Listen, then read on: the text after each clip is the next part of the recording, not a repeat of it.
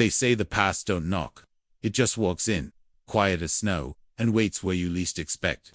That morning, Sheriff Eli Granger came into the jailhouse like he always did, slow, stiff from the cold, with a flask of bitter coffee and his coat smelling faintly of horsehair and pine smoke.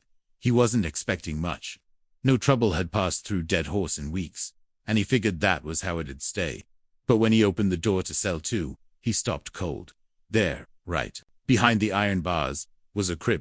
An old pinewood crib, the kind you only see in cabins high up in the hills. And in it, swaddled tight in a wool blanket, was a baby no more than a few months old. Eli didn't move for a long while.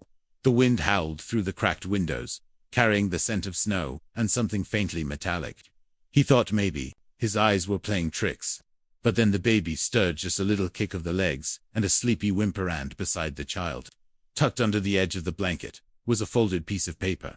He opened it with fingers that had once drawn faster than lightning and now shook just enough to make it hard to read. The note was short. 5 words. For Eli Granger, her father. Eli sat down hard on the bench across from the cell. His breath caught like it had been yanked from his chest. He hadn't been called father in near 20 years. The sun was coming up outside, painting the street in quiet gold. Horses shifted at the hitching post. The town was still sleeping, but inside that small stone jail, something had cracked open, something old and buried deep. "Who left you here, little one?" he whispered, voice catching like a rusty hinge. The baby just yawned, soft and toothless, like it trusted him already, unlocked the cell, reached in with careful hands, and pulled the blanket back just enough to see her face. Tiny nose, dark hair, eyes the color of a prairie storm. She looked familiar, too familiar. And just like that, the years rolled back. Her mother's face flickered through his mind, Clara, with her stubborn chin, honey brown eyes, and the way she used to laugh, like she wasn't scared of anything, even the war, even him. They hadn't spoken since the night she left, riding out under a blood moon with nothing but a satchel and her pride. He hadn't known about a child. His hands trembled as he wrapped the blanket back up around the girl. She stirred, but didn't cry. Eli, who'd faced down outlaws and buried too many good men to count, felt his knees nearly buckle. Sheriff, gunslinger, drifter, but father, that word carried more weight than a loaded Colt. Outside, the wind picked up, blowing dust down Main Street. Inside, Eli sat beside the crib, the letter clutched in one hand, his free hand resting lightly on the baby's back. And though he'd seen 100 storms, fought through blizzards and bloodshed, he knew this was the start of something harder, something holier. Not a rescue, not revenge, but a reckoning. One soft breath at a time. What would you do if you found a baby with your name written on a note? Drop a thought below. And if this quiet little town's mystery has caught your heart, tap that follow so you don't miss it. By mid-morning, the whole town was whispering. Word traveled fast in Dead Horse, especially when nothing else moved but tumbleweeds and the church bell on Sunday. Eli tried to keep it quiet, slipped the crib behind his office desk, and drew the curtains. But that didn't stop Mabel from the general store from poking her head in with a loaf of die-old cornbread and eyes full of questions. "You need anything, Sheriff?" she asked gently, pretending not to look toward the soft cooing behind him. "No," he said, voice low. "Not right now." But that wasn't true. What he needed, he didn't have words for. Maybe it was peace. Maybe it was answers. Maybe just a second chance at something he'd long thought lost.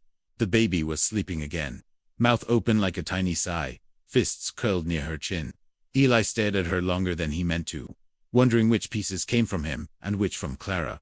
He wondered how long she'd been out there, who had brought her to the jail, why they didn't knock Dot, and then he wondered, for the first time, what it might mean if he kept her. Not just for today, but for good. He didn't know how to raise a child. Didn't know the first thing about bottles, or colic, or lullabies. His cabin was dusty, his cooking worse than prison grub, and he still slept with nightmares most nights. But something had begun to settle in him like the first hush of snow before it blankets everything wrong. Later that afternoon, he rode out to the edge of town with the baby wrapped snug against his chest in his old cavalry coat. He rode slow, letting the cold wind bite his cheeks and the silence clear his thoughts. He stopped at Clara's grave. It was a modest marker, tucked behind the old church on the ridge.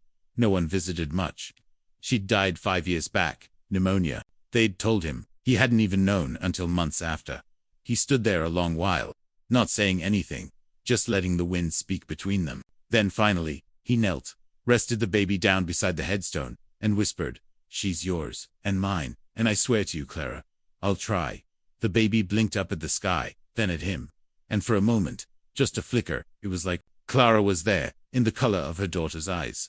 Eli named her Hope right then and there. Not because he thought she'd save him, but because maybe, just maybe, she already had. By the time they rode back into town, folks had stopped pretending. Old Hank tipped his hat from the smithy. Pastor Warren gave him a quiet nod from the chapel steps. And when Mabel brought over a blanket and a jug of goat's milk, Eli didn't argue. He took Hope home that night. The crib fit just fine near the hearth. He lit the fire and sat beside her, listening to the soft snap of pine wood catching flame. Outside, snow was starting to fall. Inside, for the first time in years, Eli didn't feel alone. The first night, he didn't sleep. Not because of crying. Hope was quiet, almost too quiet, but because Eli kept checking to make sure she was still breathing. Every half hour, he'd rise from the rocking chair by the fire and lean over the crib, hand hovering just above her chest, watching it rise and fall in tiny, perfect rhythm. He didn't know much about babies, but he knew about storms, and the girl had come to him like one. Silent, sudden, changing the shape of everything he thought was settled. By morning, he looked like he'd aged another 10 years. Hair uncombed, boots still on, eyes rimmed with the kind of weariness that don't come from lack of sleep alone. He tried feeding her with the milk Mabel brought. She didn't take to it at first, just fussed and turned her head away. He cursed under his breath, gentle like, and warmed the jug by the hearth, testing drops on the back of his wrist like Mabel said. Eventually, she drank, slowly, her tiny fingers curling around one of his, as if to say, "I'll allow it." It was strange, holding something so small that could hold back everything else. The memories, the silence, the regret. He wrapped her in a wool shawl and sat her in the crook of his arm, then stared into the fire for a long time. "She don't cry much," he said aloud, more to himself than her. "Takes after your ma." By noon, he'd washed the old tin tub and set it by the stove, tried to figure out how to clean a baby without dropping her. She stared at him the whole time with those storm gray eyes, like she was already measuring who he was. When he lowered her into the warm water, she gave the softest squeak, then settled. It struck him suddenly that there was trust in that silence. Afterward, he laid her in a soft flannel he'd found in a chest that hadn't been opened in years. Clara's old things, and she yawned like a kitten, then drifted off again. Eli sat back in the chair, worn and sagging, and exhaled slow. He hadn't drawn his gun in weeks, hadn't patrolled the town in days, and for the first time in what felt like forever, the weight in his chest wasn't from loss. It was from holding something worth protecting. That afternoon, the town council stopped by, all 5 of them, standing outside his cabin in the snow, like church deacons come to pass judgment. Mayor Harlan cleared his throat. "Sheriff, we heard about the baby." Eli opened the door wide, baby in arm. "Then you know more than I do. We want to make sure everything's in order," the mayor said carefully. "You planning to keep her?" Eli looked down at the girl, sleeping against his shoulder. "I'm planning to do right by her." None of them spoke for a moment. Then old Doc Barrett stepped forward, his voice softer than the rest. "You'll need help, Eli. Raising a child, especially at your age, it ain't simple." Eli nodded. Was never good at simple. The men didn't argue. One by one, they nodded, then stepped back into the cold. And just like that, Dead Horse had a new resident. Not by birth, not by law, but by love. And for Eli Granger, that was all the reason he needed. By the end of that first week, Eli had found a rhythm not smooth, but steady. Like a man learning to dance with a limp. Hope slept through most nights, curled up in the same crib that now sat just beside his bed. He fed her when she fussed, cleaned her as best he could, and read to her from an old journal Clara once gave him, though he doubted she understood a word. Still, the sound of his voice seemed to calm her. And maybe, deep down, it calmed him too. He took to carrying her around town, in a sling he fashioned out of an old saddle blanket. Folks watched him pass, like he was a ghost, turned flesh again. Mrs. Jenkins from the feed store cried when she saw them. Just wiped her eyes with her apron and said, "You're doing real fine, Sheriff, real fine." But not everyone was quiet. At the saloon, a drifter with mean eyes and a scar down his cheek muttered loud, enough for the room to hear. Heard the sheriff's playing house with a bastard now. Eli turned, slow and deliberate, and stared the man down. No words, just that look. The kind that came from years of dust and death, and everything in between. The room went still. The drifter swallowed hard and didn't speak again. Back at the cabin, Eli lit a lantern and sat Hope on his lap, while snow tapped gentle against the windows. The fire crackled. Somewhere far off, a coyote howled at the moon. Then came the knock. It was soft, almost unsure, like whoever stood outside wasn't used to being welcome. Eli eased Hope into the crib, wrapped himself in his coat, and opened the door. A woman stood there half-shadowed, soaked in snow, shivering under a threadbare cloak. Her boots were worn, her face tired, but her eyes, they held something, sharp beneath the exhaustion. She looked like someone who'd run too far and lost too much. "You're Sheriff Granger?" she asked, voice hoarse. "I was," he said. "Still am, I suppose." She nodded once, then glanced past him, toward the crib. "The baby, she's still alive." Eli's spine stiffened. "You know her?" The woman lowered her gaze. "I helped bring her here. Her mama was sick. Real bad. Said the child belonged with you." Eli stepped aside. "Come in, you're freezing." She hesitated, then stepped across the threshold, like it cost her something. The firelight reached her, face young, but worn, no older than 30. Her hands trembled as she peeled off her cloak. A scar ran across her collarbone, raw and old. "She didn't tell me her name," Eli said softly. "Just left a note. 5 words. For Eli Granger, her father." The woman nodded. "Her name was Clara." Eli's chest tightened. "Died out there," the woman went on. "In the snow. Gave me the baby, made me promise to get her to you. She didn't say much, just that you were the only man she'd ever trusted and the only one who never asked her to be someone she wasn't." Eli sat down slowly, hands folding in his lap. "You knew her well." "We rode together," the woman said. "Not outlaws, just women trying to outrun their past. She was tough, kind, talked about you sometimes, when she thought I wasn't listening. Said she never hated you, just couldn't give you a child and stay a ghost." He swallowed hard. "She gave me one now." The woman stepped toward the crib. Her hand hovered over Hope's tiny chest. "She looks like her," she whispered. "She's mine?" Eli asked, voice quiet. The woman looked at him, and for the first time, her voice softened. Clara never lied, not even when it would have made things easier. They sat in silence. For a while, just the fire, the wind, and the sound of Hope breathing. "What's your name?" Eli asked finally. She hesitated. "Call me Unia." "You've got somewhere to go, Unia." Her eyes darted toward the window. "Nowhere safe." Eli nodded slowly. "Then you stay. Cabin's small, but the roof holds." She stared at him, like she didn't believe what she'd heard. "I ain't offering out of pity," he added. "You brought her home. You did right. That earns you something in this world." Unia sat down across from him, close to the warmth. And for the first time, she smiled.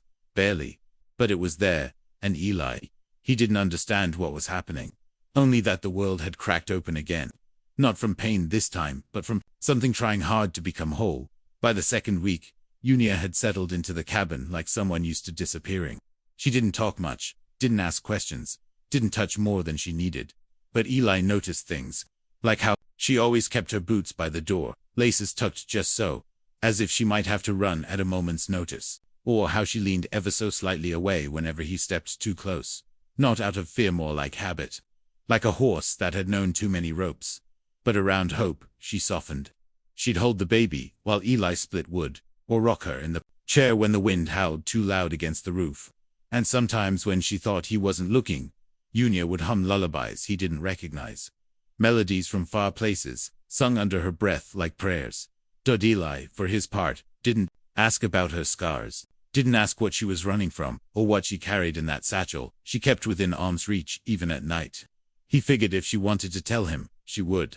And if she didn't, well, he'd known the weight of quiet things too. One morning, he found her out back, hanging wet blankets on the line, while snow threatened in the air. She wasn't dressed for the cold, and her fingers were red raw. But she didn't flinch. "You don't have to do all that," Eli said gently, stepping onto the porch. She shrugged without turning. "I've lived places colder." He watched her a moment, the way her shoulders hunched just a little under the weight of her own thoughts. "Do you ever think about staying?" he asked. Finally, she froze. Then slowly turned to look at him. "What do you mean?" "Here in Dead Horse. In this cabin, with me." With her, Unia's jaw tensed. You don't know me, Sheriff. I know you walked through snow and death to bring me my daughter. That's more than most men I've ever known. She looked down.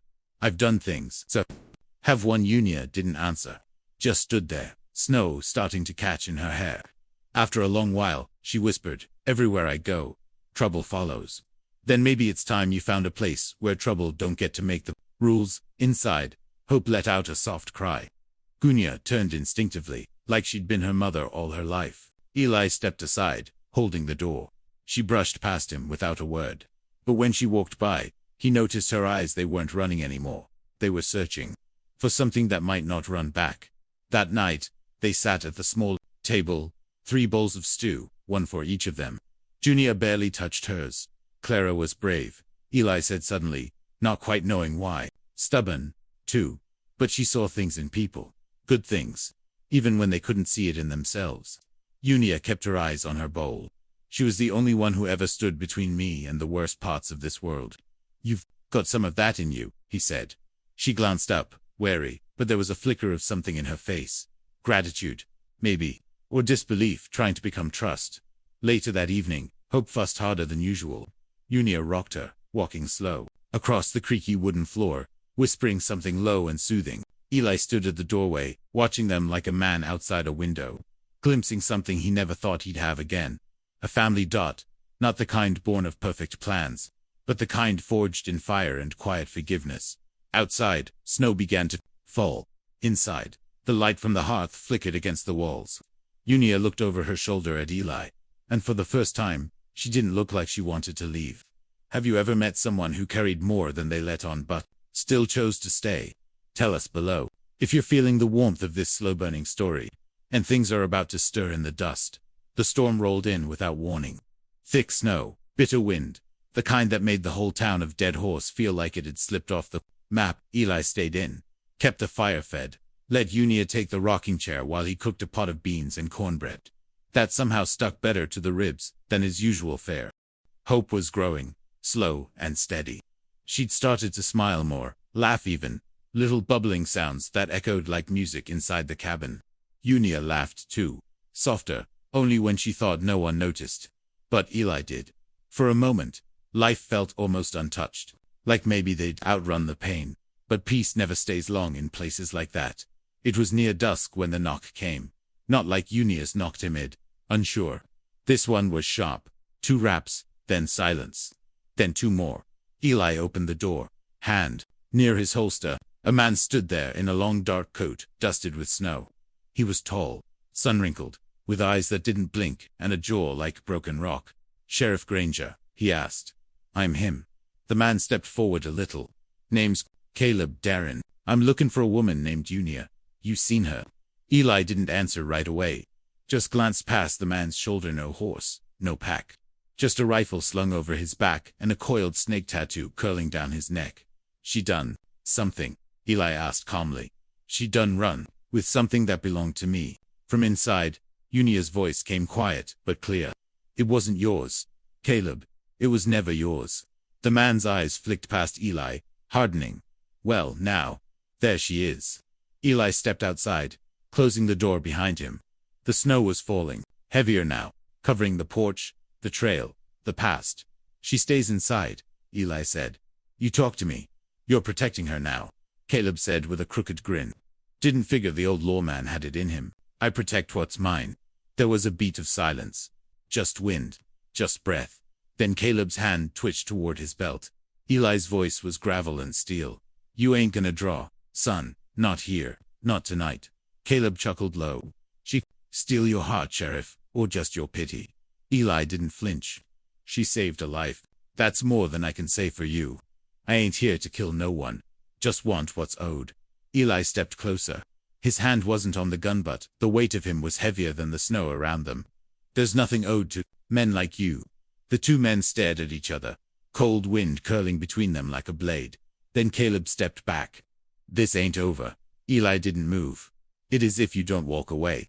Caleb gave one last look toward the cabin. Then he disappeared into the snow like smoke. Eli waited a long while before stepping back inside. Unia stood by the fire, clutching Hope close. Her eyes were wet, but she didn't shake. You know he'll come back, she said. Eli nodded. Let him.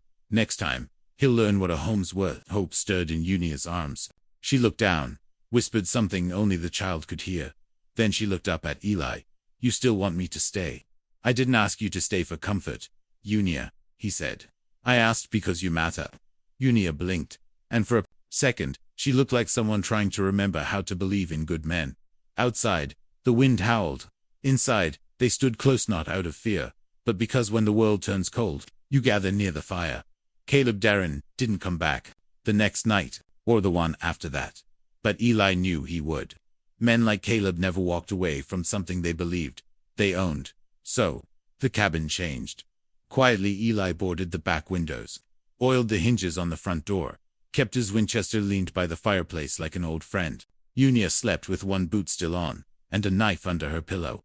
And Hope just kept growing, unaware of the storm waiting at the edge of her world. Still, it wasn't fear that filled those days. It was something gentler. Unia started baking. Nothing fancy, just biscuits, thick and flour-heavy, the kind that stuck in your ribs and warmed you from the inside out. Eli fixed the rocking chair, tightened the loose leg on the crib, taught Unia how to shoot proper. She was a quick study. One morning, she asked if he wanted to hear the whole story. They sat on the porch. Hope bundled in a wool blanket on Unia's lap, while the sun rose slow behind the mountains. He found me in Missouri, she began, voice low, eyes watching the horizon. I was 15. No folks left. Just dust and fire, and a mouth that learned too young how to lie. Eli didn't interrupt. He offered me a name. Safety. A man like that don't need a weapon when he knows your shame better than you do. Her hand stroked Hope's hair. For years, I followed him. Not because I wanted to, but because he made me believe I didn't deserve different. I did things I ain't proud of. Carried messages. Helped with cons. Once, I held a gun to an old banker's wife, while Caleb cleaned out the vault. She looked at me like I was already dead. Unia's voice cracked. Maybe I was. Eli looked at her, not with pity, but with something closer to reverence. Like a man who sees a scar, and calls it proof of survival, not shame. Clara found me in a boarding house, halfway starved and ready to disappear. She didn't ask what I'd done. She just offered me a room, and warm bread, and a name I could choose for myself. When she got sick, she made me promise, don't let him take her. She said, don't let him raise her in shadow. Unia's eyes met Eli's. I think maybe she meant you all along. She just didn't know how to say it. Hope stirred in her arms, then let out a soft sigh, like an amen whispered at the end of a long prayer. I never wanted to be a mother, Unia whispered. But now, I think I already am. Eli looked down at the child, then at the woman who had crossed half a country to protect her. Sometimes, he said, the ones who think they're least worthy of love are the ones most fit to give it. Unia didn't answer, but she leaned against his shoulder, just a little, and for the first time, she let herself rest. That night, Eli took down Clara's old picture from the mantel and set it by the crib, not to replace her, but to remind Hope where she came from. A gunslinger, a ghost, a girl with fire in her bones, and now two people learning how to be whole again. The day started warm for late winter, the kind of warmth that tricks you into thinking spring's come early. The snow had melted into thick mud around the cabin, and birds sang like they hadn't in months. Hope kicked her feet in her crib, squealing at the morning sun through the window. Eli smiled at the sound. Unia was humming again, baking cornbread with her sleeves rolled up, hair braided tight. There was something soft about her that morning. A calm, the kind that comes not from peace, but from choosing to stay, even when peace seems impossible. But by noon, the wind changed. Eli knew it before he saw the tracks. He was out back chopping wood when he spotted them hoofprints, deep, fresh, 3 horses, maybe 4, circling slow, watching, waiting. He didn't tell Unia right away. No need to stir panic before the hour came. Instead, he checked the rifle, reloaded the revolver, and went back to stacking logs like any other day. But by dusk, he could feel them out there in the tree line, the weight of eyes, the slow breath of danger, crouched in the brush. He lit the lantern early, pulled the curtains closed, and sat at the table with Unia, the baby asleep in her arms. They're here, he said simply. She didn't flinch. How many? 4, maybe more. I saw at least one with a scar on his neck. Unia exhaled. Caleb Eli nodded. They're waiting for night, waiting for us to sleep. Unia stood and walked to the crib, laid Hope down gentle, then came back. She didn't tremble, just met his eyes.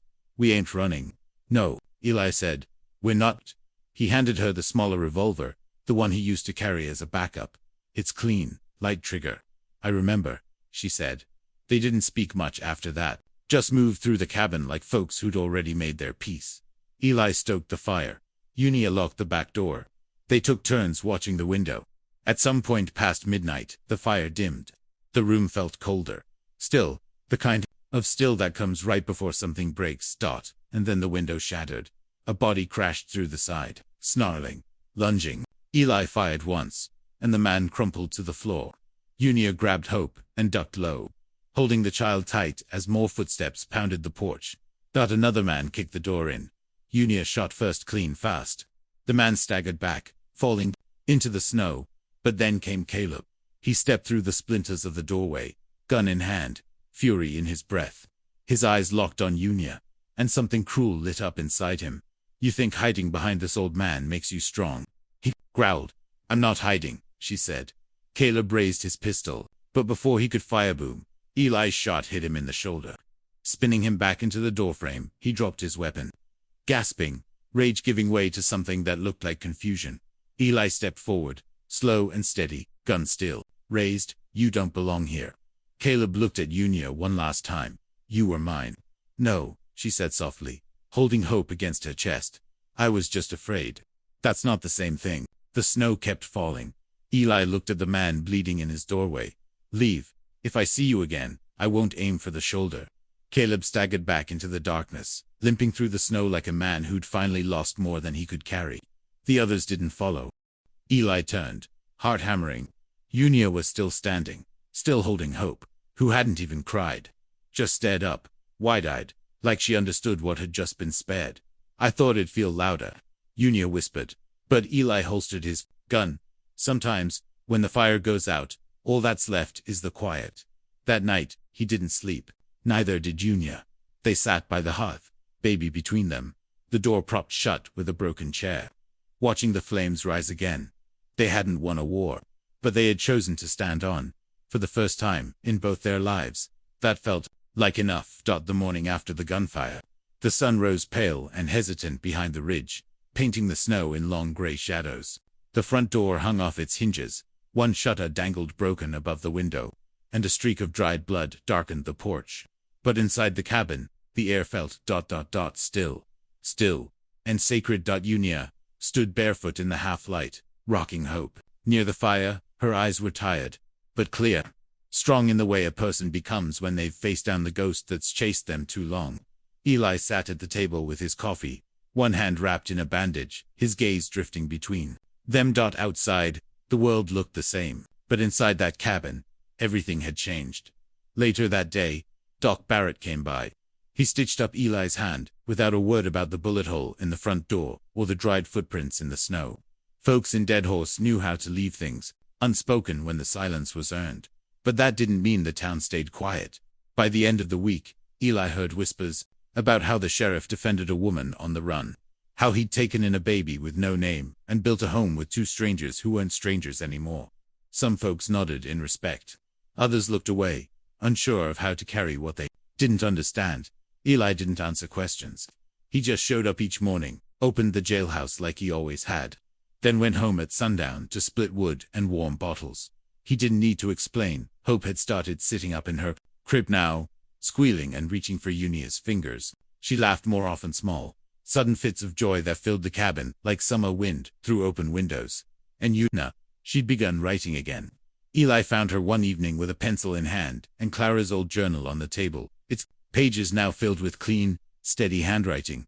"You writing a story?" he asked. She looked up, half smiling. "I'm writing it down, so I don't forget. All of it. Where I came from. What we chose." He nodded. "That's worth remembering." They sat quiet after that, just listening to the crackle of the fire, and the slow, even breathing of the baby in her crib. "Eli," Unia said softly, "I never had a place before. Not really. Just stops along a road I never chose. You do now." Her eyes met his. "Do you want me to stay for good?" He didn't answer right away. Just looked toward the crib, then back at her. "I think we already decided that, Unia, all three of us." That night, She unpacked the last thing in her satchel, an old photograph, faded and torn.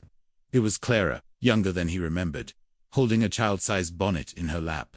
On the back, in faded ink, were 4 words. Her name is Hope.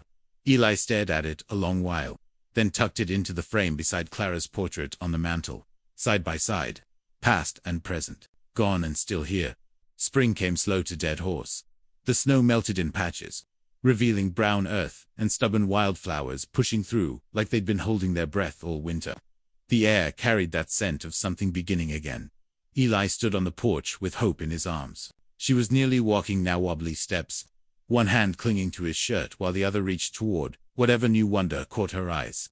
Her hair had come in fuller, the same deep brown as Clara's, but her laugh that belonged to no one but her. Unia stepped out beside him, wiping her hands on a flower cloth, cheeks kissed by sun and a new kind of peace. She leaned against the post beside him and watched Hope toddle her way between them. "We should build her a swing," she said, smiling. Eli nodded. "And maybe a fence around the garden. She's got a taste for carrots, that one." They laughed soft and easy, like folks who'd earned the sound. Later that day, they rode into town. The townsfolk greeted them with nods and small smiles. Number 1 said, "Much just enough." A jar of jam from Mabel, a hand-me-down bonnet from the preacher's wife.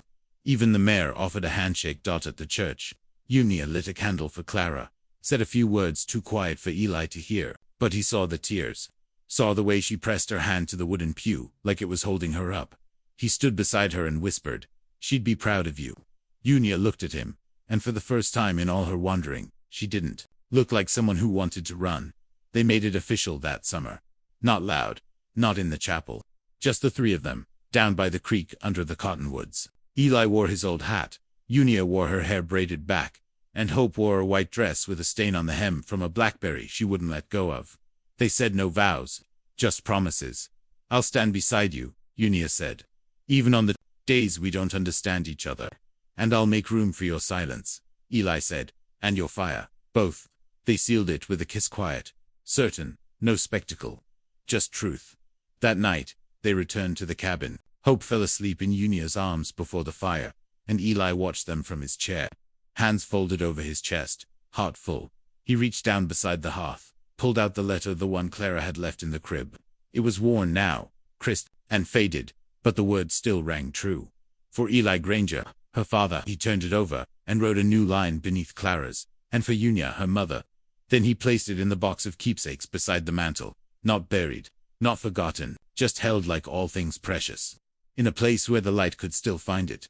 The wind shifted through the cottonwoods outside. The fire burned low. And in the quiet hush of a world that had stopped hurting for just a while, Eli Granger closed his eyes and knew he was home. Have you ever built something beautiful out of what was left behind? Let us know below. If this story stirred your heart, thank you for walking this long road with us. Don't forget to share it, so someone else might find hope in the ashes, too. And if you'd like more tales from the frontier, raw and redemptive, make sure to follow for the next one.